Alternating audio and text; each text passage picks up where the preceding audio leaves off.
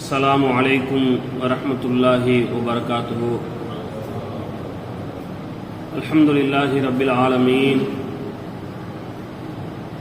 نحمده ونستعينه ونستغفره ونؤمن به ونتوكل عليه، ونعوذ بالله من شرور أنفسنا ومن سيئات أعمالنا. من يهده الله فلا مضل له ومن يضلله فلا هادي له، ونشهد أن لا إله إلا الله ونشهد أن محمدا عبده ورسوله. أما بعد، قال الله تعالى في القرآن العظيم: أعوذ بالله من الشيطان الرجيم، بسم الله الرحمن الرحيم. شهر رمضان الذي أنزل فيه القرآن هدى للناس وبينات من الهدى والفرقان. صدق الله العظيم. وقال نبينا صلى الله عليه وسلم: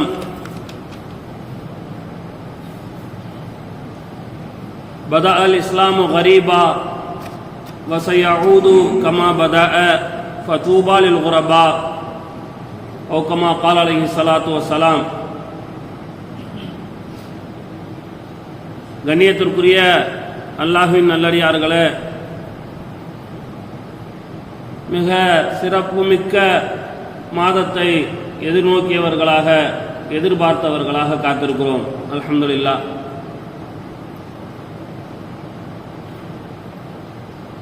அந்த ரமலானுடைய மாதத்தில் பல்வகை அமல்களை செய்வதற்கு நாம் எத்தனிப்போம். அந்த மாதத்தில் பல வகையான சிறப்பு அமல்களை மார்க்கம் நமக்கு சொல்லித்தந்து அதன் மூலம் அதிக நன்மையை நாம் பெற முடியும் என்று ஆர்வமூட்டுகிறது. அதே நேரத்தில் ரமலானுடைய மாதம் வரும்பொழுதெல்லாம் நாம் செய்கின்ற அமல்களின் மீது சந்தேகங்களும் நமக்கு சேர்ந்து வருகிறது. காரணம் என்னவென்றால், தற்போதைய காலகட்டத்தில் ஊடகங்களை அதிகம் பார்ப்பவர்களாக நாம் இருக்கிறோம். வலைதளங்களை அதிகம் பயன்படுத்துபவர்களாக நாம் இருக்கிறோம். அதில் நிறைய செய்திகளை ரமலானுடைய மாதத்தில் அமல் சம்பந்தமாக பார்ப்போம்.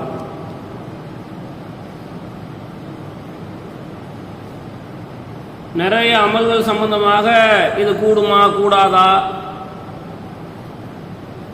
இது மார்க்கம் அங்கீகரிக்கிறதா இல்லையா, நன்மை கிடைக்குமா இல்லை இந்த அமல் மூலமாக பாவம் ஏற்படுமா என்ற சிந்தனைக்குள்ள, சந்தேகத்துக்குள்ள நாம் போக வேண்டிய நிர்பந்தமாகி போய்விடும். அதனால் நான் மிகப்பெரிய அடிப்படையாக எதை கருதுகின்றனோ அதை இன்றைய தினம் ஜும்மாவிலே முழுவதுமாக சொல்லிவிட பிரியப்படுகிறேன். கண்ணியத்திற்குரியவர்களே, இந்த மார்க்கம் இதனுடைய மூல ஆதாரங்கள் என்ன என்பதை நமக்கு தெளிவுபட எடுத்துரைக்கிறது. ஒன்றை இது மார்க்கத்தில் சரியானதுதான் என்று முடிவெடுக்க வேண்டும் என்றால் அதற்கான ஆதாரம் எங்கிருந்து பெறப்பட வேண்டும் என்பதற்கு மார்க்கத்தில் ஒரு தெளிவு இருக்கிறது. இந்த அமல் மார்க்கத்தில் கூடாது என்று முடிவு செய்யப்பட வேண்டும் என்றால் அதற்கு எங்கிருந்து நாம் ஆதாரத்தை பெற வேண்டும் என்பதற்கான தெளிவு இருக்கிறது. ஆக மார்க்க ஆதாரங்கள் எவை என்ற கேள்விக்கு நாம் தெளிவு அடைந்து விடுவோம் என்றால் மற்ற எல்லா பிரச்சனைகளும் சுக்குநூறாகி போய்விடும். கண்ணியத்திற்குரியவர்களே, மார்க்கத்தினுடைய மூல ஆதாரமாக மார்க்கம் 4 விஷயங்களை சொல்லுகிறது. முதலாவது குர்ஆன், அல்லாஹ்வின் புறத்திலிருந்து ஜிப்ரீல் அலைஹிஸ்ஸலாம் அவர்கள் மூலமாக நபி ஸல்லல்லாஹு அலைஹி வஸல்லம் அவர்களுக்கு அவர்கள் நுபுவத் பெற்றதிலிருந்து அவர்களுடைய மரணம் வரைக்கும் 23 ஆண்டு காலம் சுமார் சிறுக சிறுக இறங்கி, பிறகு சஹாபாக்களுடைய காலத்தில் நூல் வடிவம் பெற்ற ஒன்றுக்கு பெயர் தான் குர்ஆன். இந்த குர்ஆன் மார்க்கத்தினுடைய பிரதான ஆதாரம் என அல்லாஹு தஆலா திருமறையிலே சொல்லுகிறான். நபி அவர்கள் ஹதீஸில் அதை தெளிவுபடுத்துகிறார்கள். இரண்டாவது, நபி ஸல்லல்லாஹு அலைஹி வஸல்லம் அவர்கள் தங்களுடைய வாழ்நாள் முழுவதும் அவர்கள் நபியாக இருந்த காலகட்டத்தில் அவர்கள் எந்த செய்தியை மார்க்கம் என நமக்கு சொல்லி இருக்கிறார்களோ அதற்கு பெயர் ஹதீஸ். அவை மார்க்கத்தினுடைய மூல ஆதாரம் என குர்ஆனும் நபியும் சொல்லியிருக்கிறார்கள். மூன்றாவது, இஜ்மாஉல் உம்மா. நபி ஸல்லல்லாஹு அலைஹி வஸல்லம் அவர்களுடைய காலத்திற்கு பிறகு சஹாபாக்கள் அடுத்து வந்த தாபியீன்கள் போன்ற மார்க்க ஆய்வாளர்களின் யோகவித்த முடிவுக்கு பெயர் இஜ்மா. மார்க்கத்தில் இது சரியா தவறா என ஆய்வு செய்வதற்கென்று ஒரு சில அடிப்படை தகுதிகள் அவசியம். அவருக்கு குர்ஆன் பற்றிய அறிவு வேணும், குர்ஆனை விரிவுரை வழங்கும் அளவுக்கு உண்டான தெளிவு அவருக்கு இருக்கணும், ஹதீஸ் சம்பந்தமான தெளிவு அவரிடத்தில் இருக்க வேண்டும். இது போன்ற சில நிபந்தனைகள் இருக்கிறது. அந்த நிபந்தனைகளை முழுமையாக பெற்றிருந்த ஆய்வாளர்கள் அவர்கள் எல்லாம் யோகோபித்து ஒரு ஆய்வு முடிவை சொல்வார்கள் என்றால் அது மார்க்க ஆதாரமாக எடுத்துக்கொள்ளப்படும். அதுவும் மார்க்க ஆதாரத்தை நாம் பெறுவதற்கான அடிப்படைகளில் 4 அது ஒன்று. நான்காவது, கியாஸ். குர்ஆன், ஹதீஸ், இஜ்மாவில் இருந்து ஆய்வு செய்து ஆய்வாளர்களின் மூலமாக நமக்கு கிடைக்கின்ற சட்டம் அது யோகபித்த முடிவாக இல்லாவிட்டாலும் அந்த ஆய்வு சட்டத்திற்கு மார்க்கத்தில் அங்கீகாரம் இருக்கிறது. அது சரியாக இருக்கும் பட்சத்தில் இது மார்க்க ஆதாரங்களில் 4வது இடத்தை பிடிக்கிறது. இந்த 4 ஆதாரங்களை அல்லாஹ் ஏற்றுக்கொள்வானா? இந்த 4 ஆதாரங்களை நபி அவர்கள் ஏற்றுக்கொள்வார்களா? இந்த 4 ஆதாரங்களும் குர்ஆன் ஏற்றுக்கொள்ளுமா என்ற கேள்விக்கு நமக்கு பதில் தெரிந்துவிட்டாலே நாம் இன்னும் இந்த மார்க்கத்தில் அஹ்லு சுன்னத்துல் ஜமாஅத்தில் பிடிப்பானவர்களாக நாம் இருப்போம். குர்ஆன் ஏன் மார்க்க ஆதாரம் என்றால், குர்ஆனை பற்றி அல்லாஹ் தஆலா சொல்லுகிறான், ஷஹ்ரு ரமதான் அல்லதி உன்ஸில ஃபீஹில் குர்ஆன். ரமலானுடைய மாதம் அது எப்படிப்பட்டதென்றால் அந்த மாதத்தில் தான் குர்ஆன் இறங்கியது. ஹுதல் லின்னாசி, அந்த குர்ஆன் என்ன வேலையை செய்யும் என்றால்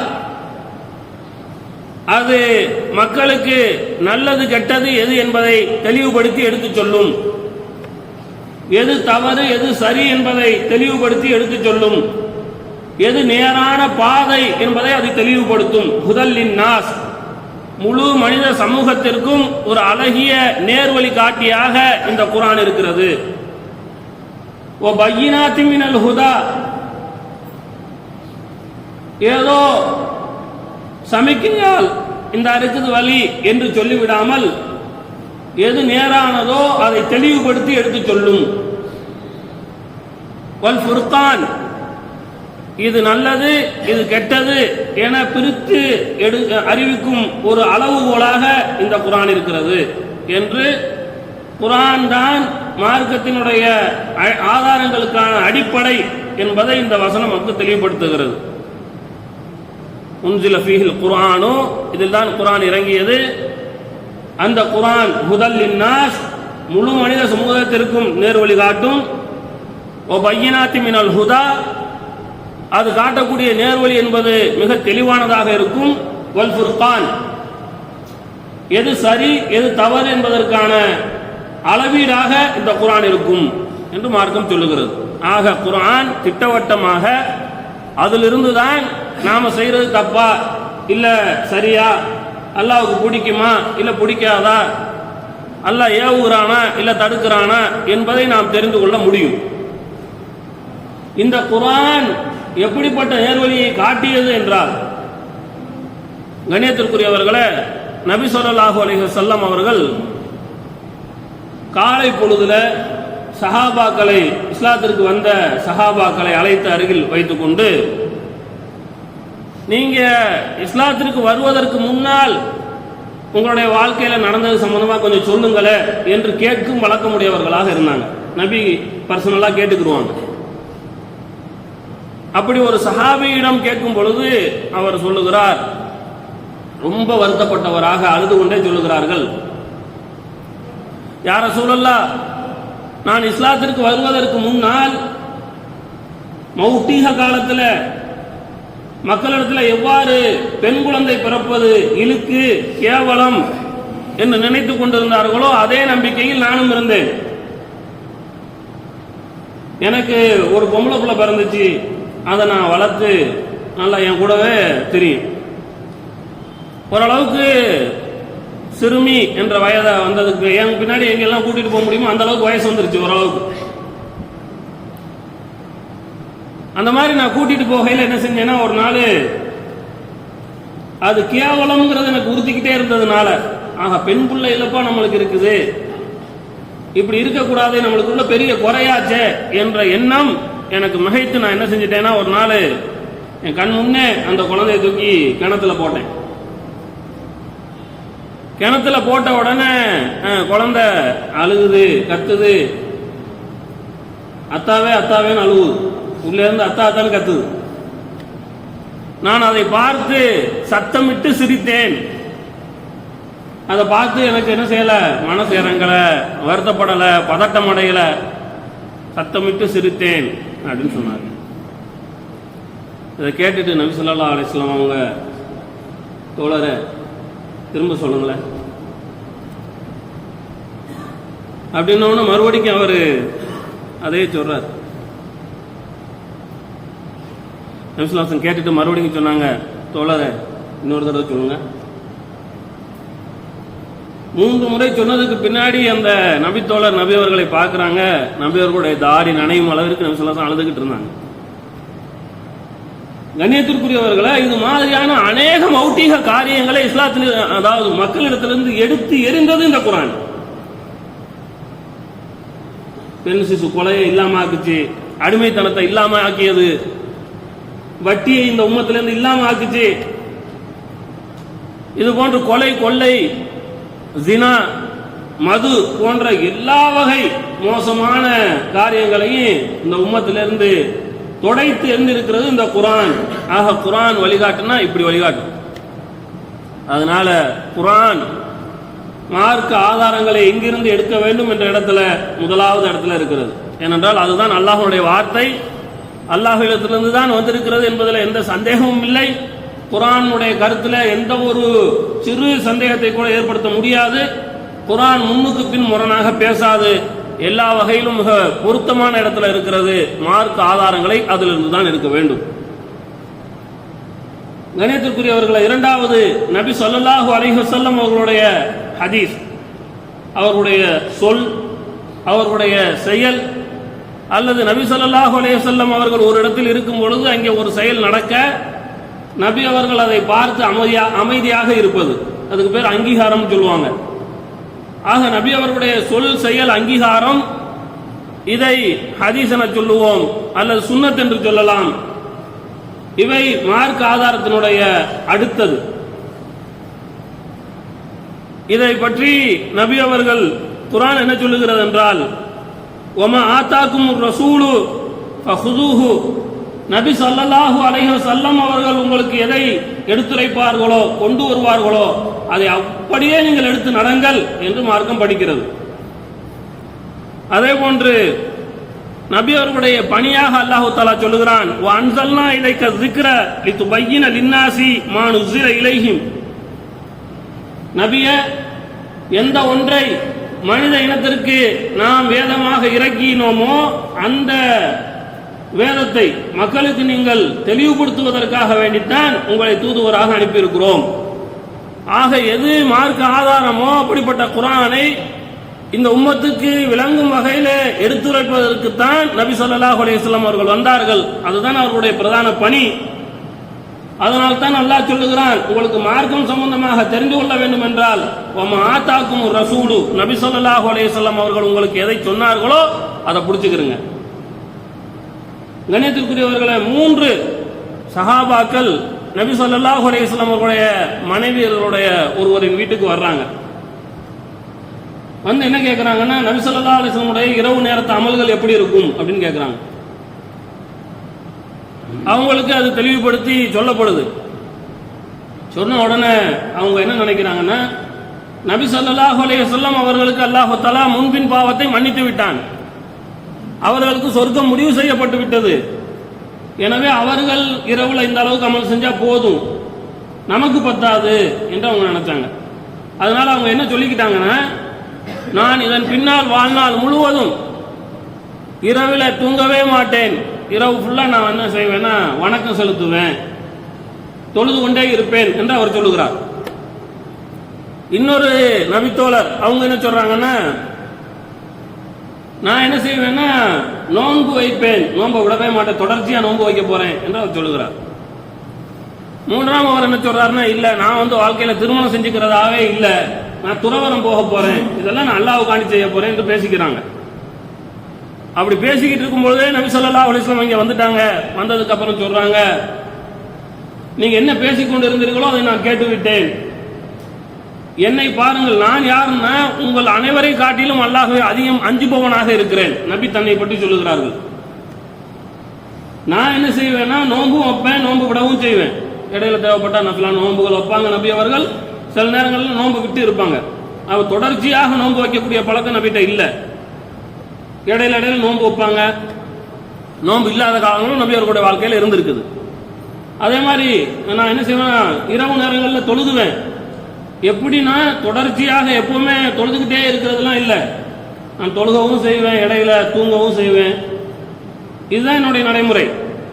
அதே மாதிரி நான் வந்து திருமணம் செஞ்சிருக்கிறேன் என்று சொல்லிவிட்டு நபி அவர்கள் சொன்னார்கள், யார் எனது நடைமுறையை வெறுக்கிறாரோ அவர் என்னை சார்ந்தவராக இருக்க முடியாது, இல்லை என்று சொன்னார்கள். ஆக மார்க்க ஆதாரம் என்பது குர்ஆனிலிருந்து எப்படி எடுக்கப்பட வேண்டுமோ அதுபோன்று நபி ஸல்லல்லாஹு அலைஹி வஸல்லம் அவர்களுடைய வாழ்க்கையிலிருந்து அவர்களுடைய சொல் செயல் அங்கீகாரத்திலிருந்து எடுக்கப்பட வேண்டும். நபி அவர்கள் ஒருமுறை சொல்லுகிறார்கள், குல்லு உம்மத்தி யதுகுலூனல் ஜன்னah, என் உம்மத்தில் உள்ள எல்லோரும் சொர்க்கம் போவார்கள், இல்லாமன் அபா, யார் மறுக்கிறார்களோ அவர்களை தவிர. யார் சொர்க்கத்துக்கு போக அதெல்லாம் வேணாம்னு சொல்றாரோ அவரை தவிர. அப்ப சஹாபாக்கள் கேட்கிறார்கள், கீல மன் யஅபா யா ரசூலல்லாஹ், சொர்க்கம் வேணாம்னு யார் மறுப்பா? அப்ப நபி அவர்கள் சொல்லுகிறார்கள், யார் வந்து என்னை பின்பற்றுகிறாரோ, எனது வாழ்வியல் தத்துவத்தை மார்க்கமாக அங்கீகரித்து அதன்படி நடக்கிறாரோ, நான் சொல்லக்கூடிய செய்யக்கூடிய அங்கீகரிக்கக்கூடியதை தன் மார்க்கமாக எவர் ஆக்கிக் கொள்கிறாரோ அவர்தான் சொர்க்கத்துக்குள் போவார்.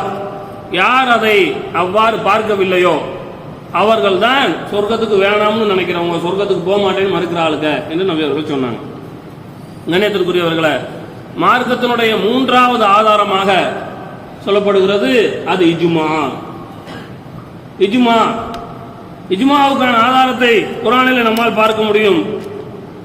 இஜ்மான என்னவா, ஹுவ இத்திஃபாகு முஜ்தஹிதி ஹாதிஹில் உம்மத்தி பாத வஃபாத்தின் நபி ஸல்லல்லாஹு அலைஹி வஸல்லம் ஃபி அஸ்ரின் மினல் ஆசாரி அலா ஹுக்மி ஷரஈ. ஷரியத்து சட்டங்கள்ல நபி ஸல்லல்லாஹு அலைஹி வஸல்லம் அவர்களுடைய மறைவுக்கு பின்னால் இருந்த சஹாபாக்கள் தாபியீன்களில் எவர்களெல்லாம் ஆய்வாளர்களோ அப்படிப்பட்ட ஆய்வாளர்கள் மார்க்க சட்டத்தில் இதுதான் சரியானது என்று ஒற்றை கருத்துக்கு வருவார்கள் என்றால் அந்த ஒற்றை கருத்து அது மார்க்கம் என இதுக்கு பேர் தான் இஜ்மாவா. இதுக்கு அல்லாஹு தாலா குர்ஆன்ல சொல்லி காமிக்கிறான், ஒமை ஷாக்கிர் ரசூல மின் பாதி மா தபய்யன லஹுல் ஹுதா வயத்தபி கைர சபீலில் முஃமினீன நுவல்லிஹி மா தவல்லா வனுஸ்லிஹி ஜஹன்னம வசாஅத் மசீரா. அல்லாஹு தாலா சொல்லுகிறான், யார் நபி ஸல்லல்லாஹு அலைஹி வஸல்லம் அவர்களோடு கருத்து வேற்றுமை கொண்டு நிராகரித்து அதே மாதிரி அவர்களுக்கு தெளிவு கிடைத்ததற்கு பின்னால், நேர்வழி கிடைத்ததற்கு பின்னால் நபி அவர்களை நிராகரித்து அதே மாதிரி மூமினீன்களுடைய வழியை விட்டு ஒதுங்கி, இந்த சபீலுல் மூமினீனுக்கு விவரம் எழுதப்படுகிறது, ஆய்வாளர்களுடைய யோகோபித்த கருத்துக்கு முரண்படுவது என்பது மூமின்களுடைய வழியிலிருந்து விலகி நிற்கிறது.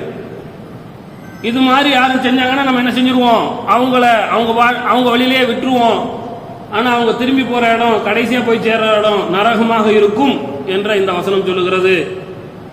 ஆக ஆய்வு சட்டங்களில் தனி ஒருவருடைய ஆய்வு சட்டத்திற்கு இருக்கக்கூடிய மரியாதையை காட்டிலும் சமகாலத்தில் வாழ்ந்த ஆய்வாளர்கள் யோகபித்து ஒரு முடிவை சொல்வார்கள் என்றால் அதற்கு மார்க்கத்தில் அங்கீகாரம் இருக்கிறது, முக்கியத்துவம் இருக்கிறது. அதனால் தான் இஜ்மாவுல் உம்மாவை மார்க்க ஆதாரமாக சொல்லப்பட்டிருக்கிறது. நான்காவது குர்ஆன் ஹதீஸ் இஜ்மா, நான்காவது கியாஸ். அதாவது ஒரு சட்டத்தை சொல்லுவதென்றால் நேரடியாக ஆய்வினுடைய எந்த தகுதியும் இல்லாத நிலையில நம்மளுக்காக ஒன்று சொல்றதுக்கு பேர் மார்க்கம் இல்லை. ஆய்வு செய்வதற்கான தகுதி படைத்தவர்கள் அதற்கான உரிய குர்ஆன் ஹதீஸை அல்லது இஜ்மாவை ஆய்வு செய்ததற்கு பிறகு இதுதான் அதனுடைய முடிவு என்று சொல்வார்கள் என்றால் அதுக்கு பேர் கியாஸ். அது நேரடியாக குர்ஆனிலிருந்து அந்த வார்த்தை எடுக்க முடியாது, ஹதீஸ்லேருந்து அந்த வார்த்தை இருக்காது, இஜ்மாவில் அது சம்பந்தமாக ஏற்கனவே ஆய்வு செஞ்சு ஒரு முடிவு இருக்காது. இப்படி மாதிரியான ஒரு புதிய பிரச்சனையாக இருந்தால் இந்த குர்ஆன்ல ஹதீஸ்ல இஜ்மாவில் தேடி ஒரு முடிவு எடுப்பாங்க. அந்த முடிவுக்கு பேர் கியாஸினுடைய சட்டம் சொல்றது. இதுவும் மார்க்கத்தினுடைய ஆதாரம். கணித்திற்குரியவர்கள், இது எந்த வகையில மார்க்கத்தினுடைய ஆதாரமாக மாறுது என்றால், முஆத் இப்னு ஜபல் ரலியல்லாஹு தஆலா அன்ஹுவை நபி ஸல்லல்லாஹு அலைஹி வஸல்லம் அவர்கள் யமன் நாட்டிற்கு கவர்னராக அனுப்பி வைக்கிறாங்க. அப்ப அவங்கள்ட்ட கேட்கறாங்க, நீங்க அங்கே மக்கள்கிட்ட போறீங்க, அவங்க உங்கள்கிட்ட தீர்ப்பு கேட்டு வருவார்கள், அந்நேரத்தில் நீங்க எப்படி தீர்ப்பு சொல்லுவீங்க என்று கேட்டதற்கு சொன்னாங்க, நான் குர்ஆனில் இருந்து எடுத்து சொல்லுவேன். அதுல உங்களுக்கு கிடைக்கலன்னா அது நேரடியா அந்த நீங்க என்ன வழக்கை சந்திக்கிறீர்களோ அதனுடைய நேரடி வார்த்தையை குர்ஆனில் இருந்து உங்களுக்கு பெற முடியலன்னா என்ன செய்வீங்க என்று கேட்டவுடனே சொல்றாங்க, யா ரசூலல்லாஹ், உங்களுடைய நடைமுறையிலிருந்து, உங்களுடைய ஹதீஸிலிருந்து, உங்களுடைய சொல் செயல் அங்கீகாரத்திலிருந்து நான் எடுத்து சொல்லுவேன் என்று சொன்னாங்க. அதுலயும் நேரடியா அந்த வழக்குக்கான தீர்வை வார்த்தையால பார்க்க முடியல என்றால் என்ன செய்வீங்கன்னா அவங்க சொல்றாங்க, அஜித்தஹிது பி ரஅயி, நான் சுயமாக இந்த குர்ஆன் ஹதீஸை மையமாக வைத்துக் கொண்டு ஆய்வு செய்து சட்டம் சொல்லுவேன் என்று சொல்லியிருக்கிறார்கள். ஆக மார்க்கத்தினுடைய ஆதாரம் 4, இந்த 4மே மார்க்கத்தால் அங்கீகரிக்கப்பட்டது. இந்த 4ஐ மையப்படுத்தித்தான் அஹ்லு சுன்னத் வல் ஜமாஅத்தினுடைய முஜ்தஹிதுகள், ஆய்வாளர்கள், இமாம்கள் அனைவரும் ஆய்வு செய்து சட்டங்களை தொகுத்து தந்தார்கள். அதுதான் இன்னைக்கு நம்மளுக்கு மதரசாக்கள்ல கிதாபுகள் வடிவில் போதிக்கப்படுது. ஆக நாம எது ஒன்றை மார்க்கம் என அளவிடுகிறோமோ அது மிக துல்லியமான ஆதாரங்களோடு உரிய முறையில் பாதுகாத்து நமக்கு வரைக்கும் கிடைச்சிருக்கு. அதனால நாம எது மாதிரியான, நான் மேல சொன்ன மாதிரி இந்த ரமலானுடைய காலத்துல ஏதாவது சட்டம் நமக்கு தெரியணும் அல்லது சந்தேகம் ஏற்படும் என்றால் உரிய மதரசாக்களை அணுகி கேட்டுக்கிற வேண்டியது அல்லது உரிய ஆலிம்களை அணுகி கேட்டுக்கிற வேண்டியது. இந்த அஹ்லு சுன்னத் வல் ஜமாஅத்தினுடைய கிதாபுகள் இருந்து அவங்க நம்மளுக்கு பதில் சொல்லிடுவாங்க. அதனால நம்மளுக்கு என்ன தேவையில்லைன்னா நம்முடைய அமல்கள்ல சந்தேகமோ நமக்கு அதை தடுமாற்றமோ தேவையில்லை. சரி, இதுல நாம தடுமாற வேண்டிய சூழ்நிலையை உண்டாக்கக்கூடிய இந்த வலைதளங்கள்ல நாம பார்க்கிறோமே, அவர்கள் எங்கிருந்து சட்டத்தை எடுக்கிறார்கள் என்றால், நாம மார்க்கத்தினுடைய ஆதாரம் 4ன்னு சொல்றோம், இல்லை இல்லை மார்க்கத்தினுடைய ஆதாரம் 2 தான் என்று சொல்பவர்கள் தான் இந்த அவங்களுடைய அளவீடு வேறையா இருக்கிறதுனால, நான் 1 கிலோ 1 படியில உப்பு அள்ளி போட்டேன்னா அதுல 1 படி இருக்கும், இன்னொருத்தர் 1/2 படி அள்ளி போட்டாருன்னா அதுல சமமா என்கிட்ட இருக்கிற அளவுக்கு இருக்காதுல்ல. அப்ப அளவிடக்கூடிய அந்த அளவீடு அளவை மாறும் பொழுது கருத்து வேற்றுமை வரும். அப்ப யாரு இந்த 4ல் உடன்படலையோ, 2ல் உடன்படுறாங்களோ, அல்லது 3ல் உடன்படுறாங்களோ, அல்லது 1ல் உடன்படுகிறார்களோ, அவர்களுடைய கருத்தோடு நம்முடைய கருத்து ஒத்து போக வேண்டிய அவசியம் இல்லை. அது ஒரு காலத்தில் ஒத்து போகவும் செய்யாது. அப்ப அதை நினைச்சு நாம ஆகா சரியா தப்பா என்ற சந்தேகத்துக்குள்ள போக வேண்டிய அவசியம் இல்லை. இதுல இறுதியாக ஒரு விஷயம் என்னன்னா, இது மாதிரி நாம ஒரு உறுதிமிக்க பிடிப்போட இல்லாட்டினா என்ன பலகீனத்தை சந்திக்க வேண்டி இருக்கும்னா, நமக்கு முன்னாடி ஒரு தெளிவானது ஒரு உதாரணம் இருக்குது. ஸ்பெயின் நாட்டில் 800 வருஷம் இஸ்லாமியனுடைய ஆட்சி இருந்துச்சு. இஸ்லாமியர்களுடைய ஆட்சியை இல்லாமல் செய்வதற்கான முதல் வேலையாக அங்கே யூதர்கள் என்ன செய்தாங்கன்னா, யூத அறிஞர்கள் ஒரு சிலர் என்ன செய்றாங்க, ஒரு குழுவாக போய் ஸ்பெயின்ல இருக்கிற 2 தலை சிறந்த ஆலிம்களை, மக்களால் அறியப்பட்டவர்களை சந்திக்கிறாங்க. ஒவ்வொருத்தரையும் தனித்தனியா சந்திக்கிறாங்க. ஒருத்தரை சந்திச்சதை இன்னொருத்தர்கிட்ட சொல்லல. போகும் பொழுது நிறைய வெகுமதிய பரிசுகளை வாங்கிட்டு போறாங்க. போய் அவரை பத்தி நிறைய புகழாரம் பாடுறாங்க. போனவங்க சொல்றாங்கன்னா, இன்னைக்கு நாட்டிலேயே எல்லாராலும் அறியப்பட்ட இமாம் நீங்க தான். நீங்க சொன்னா முழு நாட்டிலையும் அது பிரதிபலிக்குது, பெரிய கல்விமானா இருக்கிறிய, இப்படி எல்லாம் சொல்றாங்க. சொல்லி என்ன செய்யறாங்கன்னா, கஹ்ஃப் வாசிகளுடைய சம்பவத்தை சொல்லுங்களேன்னு கேட்கிறாங்க. ஏன்னா எங்களுடைய நூல்லையும் அதெல்லாம் இருக்குது. அப்படிங்கிறப்போ நாங்க அது சம்பந்தமா தெளிவா குர்ஆன் என்ன சொல்லுதுன்னு தெரிஞ்சுக்கிறதுக்கு வந்திருக்கிறோம் என்று கேட்கிறாங்க. எல்லாம் கேட்டு முடிச்ச உடனே கடைசியாக கிளம்பு போயில வர்றோம். இருந்தாலும் ஒரு விஷயத்த மட்டும் நீங்க சொல்லல. அந்த கஹ்ஃப் குகைவாசிகளுடைய நாய் ஒண்ணு, அது நாய் சம்பந்தமா எல்லாம் பேசுறான். நாயும் அந்த கஹ்ஃப் நம்மளுக்கு தெரியும் அது. அப்போ அந்த நாயினுடைய கலர் என்ன அப்படின்னு கேட்கிறாங்க. அவர் அந்த நாயினுடைய கலர் வெள்ளைன்னு சொல்லிடுறாரு. வேற எதுவுமே பேசல. இவங்க அங்கிருந்து போயிடுறாங்க. இவங்க முடிவு செய்து வைத்திருந்த அந்த இன்னொரு பிரபலியமான இமாம்கிட்ட போறாங்க. இன்னொரு நாள் அவர்கிட்ட போய் அவருக்கும் பரிசுகளை கொடுத்து அவர்கிட்டையும் நல்லபடியா பேசி அவர்கிட்ட கடைசியா கிளம்பி வரையில் என்ன கேட்கறாங்கன்னா, அந்த புகைவாசிகளுடைய நாய் வந்துச்சு, அதனுடைய கலர் என்னன்னு கேட்டோம்னா அவர் கருப்புன்னு சொல்றாரு. கதை சொல்லல, வரலாறு பதியப்பட்டிருக்கிறது. அப்போ ஒருவர் கருப்புன்னு சொல்லிட்டாரு, இன்னொருத்தர் வெள்ளைன்னு சொல்லிட்டாரு. அவ்வளவுதான். அது கருப்பா இருந்தாலும் வெள்ளையா இருந்தாலும் நம்மளுக்கு நஷ்டமே இல்லையே. ஆனா என்ன ஆயிடுச்சுன்னா, பிறகு அந்த இரு இமாம்களை சார்ந்தவர்கள் இருவாறாக பிரிகிறாங்க. ஏன்னா மார்க்கத்திற்குள்ள ஒரு கருத்து வேற்றுமை இந்த அளவுக்கு புடிமானமா நம்மள்ட்ட வந்துருச்சுன்னா, அதனால சண்டை போட்டுக்குருவோன்ற நிலைமை வந்துருச்சுன்னா, அதுக்கு பின்னாடி நம்மள்ட்ட ஒற்றுமை இருக்காது. அதுக்கு பின்னாடி நம்ம ஆள முடியாது, நாம ஆளப்படுவோம். இதுக்கு இது ரொம்ப சிறந்த உதாரணம். அப்ப கொஞ்ச நாள் ஆகுது, பள்ளிவாசல்கள் பிரிகிறது. ஸ்பெயின்ல நடந்தது. பள்ளிவாசல்கள் பிரிகிறது. அவங்க என்ன சொல்றாங்கன்னா, கஹ்ஃப்வாசிகள் நாயின் கலர் வெள்ளைன்னு சொல்றவரை இந்த பள்ளிக்கு வரக்கூடாது. யார் கஹ்ஃப்வாசிகளுடைய குகையில அந்த நாயினுடைய கலர் கருப்புன்னு சொல்றாரோ அவர் எங்க பள்ளிக்கு வரக்கூடாது. இந்த நிலைமை மாறினுச்சு. இதுக்கப்புறம் என்ன நடக்கும்னா, அவர்கள் தங்களுக்குள்ளாக சண்டை போட்டுக்கிட்டு, இந்த சண்டைக்கெல்லாம் யாரா காரணம் திரும்பி பார்த்தா அந்த 2 ஆலிம்கள் இருக்கிறார்கள், அல்லது 2 ஆலிம்களை சார்ந்த இன்னும் பிற ஆலிம்கள் இருக்கிறார்கள். உங்களுக்கு வந்துச்சே கோபம். அந்த 2 ஆலிம்களையும் அவர்களோடு இருந்த அவர்களுக்கு உறுதுணையாக இருந்த ஆலிம்களையும் வெட்டி சாய்க்கிறார்கள். ஆலிம்களின் ரத்தம் ஓட்டப்பட்டது ஸ்பெயின்ல. கண்ணியத்திற்குரியவர்களே, அதற்கு பின்னாடி உம்மத்துல ஒற்றுமை இல்லை. அதன் விளைவாக ஸ்பெயின்ல நம்ம ஆட்சி இல்லை. ஸ்பெயின்ல ஒரு பள்ளிவாசல்கள் கூட வணங்கப்பட தகுதியற்றதாக பூட்டி கிடந்துச்சு. இப்ப நிலைமை மாறி இருக்குன்னு வச்சுங்களேன். பல்லாயிரக்கணக்கான பள்ளிவாசல்கள் பூட்டப்பட்டு போனன. இதற்கு பின்னணியில இதுதான். நாம எந்த மார்க்கத்தில் இருக்கிறோமோ அதுல புடிமானமாக இருந்துறனே. சின்ன கருத்து வேற்றுமை கூட வழிவிடக்கூடாது.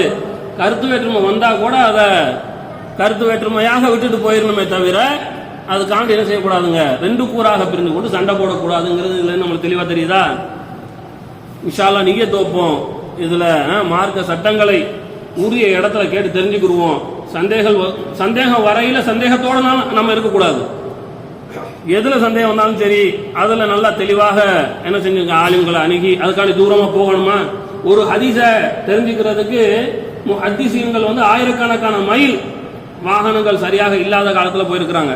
நம்ம மார்க்கம் தேடி எவ்வளவு தூரம் வேணாலும் போகணும். மார்க்கத்தை கத்துக்கிறது ஃபர்து. ஆனா என்ன செய்யக்கூடாதுங்க, சந்தேகத்தோட எல்லாம் இருக்கக்கூடாது. சந்தேகத்தோட அப்படியே நாங்க சொல்றதை கேட்டு போங்க, அப்படி சொல்லல. உங்களுக்கு எங்கே திருப்தி ஏற்படுமோ அப்படிப்பட்ட ஆளுங்களை அணுகி உரிய முறையில் சட்டங்களை கேட்டு எல்லா வகை சட்டங்களையும் தவறுகள் இல்லாமல் சந்தேகம் இல்லாமல் அமல் செய்யறது நம்ம மேல கடமை. கணியத்திற்குரியவர்களை, அப்படிப்பட்ட இடத்துக்கு நாம போகணும். அது அந்த வகையில இன்னொரு நல்ல விஷயம் என்னன்னா இந்தியாவில் இருக்குது, இது ஒரு நடைமுறையில் இருக்குது. என்ன அப்படின்னா, ஒவ்வொரு பள்ளிவாசல்களுக்கும் அதாவது ஒவ்வொரு வழிபாட்டு தலங்களுக்கும் ஒரு முறை இருக்கும். இங்க வந்தா இங்க உள்ள வழிபாட்டு முறை இதுதான் அப்படின்ட்டு. அதை பிரியப்படாத ஒருத்தரா இருந்தா அங்க போவாரு, ஆனா இங்க உள்ள நடைமுறை என்னவோ அதைத்தான் செய்வார். இவர் இல்ல இல்ல இது எனக்கு இதுதான் பிடிக்கும் என்றோ, இல்ல இதுதான் எங்களுடைய வேத நூல்ல இருக்குது என்றோ என்ன செய்ய முடியாது, சொல்ல முடியாது. இதுதான் இந்தியாவுடைய ஒரு வகையான சட்டம், அது இருக்கத்தான் செய்யுது. சமீபத்தில் கூட அதை மேற்கோள் காட்டி முதல்வர் எங்கேயோ ஒரு பிரச்சனையை சரி பண்ணார். இது மாதிரி ஒரு சூழ்நிலை இருக்குது இந்தியாவில். அதனால நாமும் அதைத்தான் சொல்றோம். ஒவ்வொரு பள்ளிக்கு என்று அல்ஹம்துலில்லாஹ் இது அஹ்லு சுன்னத் வல் ஜமாஅத்தினுடைய கொள்கைக்கு கட்டுப்பட்ட பள்ளிவாசல், இதுக்குன்னு ஒரு முறை இருக்கும். இதுக்குள்ள வந்துட்டா இந்த முறையில நல்லபடியா நடக்கலாம். யார் வேணாலும் வரணும், எல்லாரும் வரணும், எல்லாருக்குமான பள்ளி வக்ஃப் பள்ளி.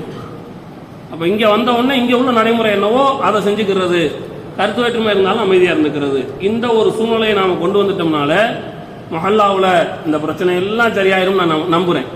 என்ன கருத்து வேற்றுமையால் சண்டையிட்டுக் கொள்வது, வலைதளங்களில் சண்டையிட்டுக் கொள்வது, செய்கின்ற அமல்களின் மீது சந்தேகத்தோடு செய்வது, இதெல்லாம் இல்லாமல் போயிடும்.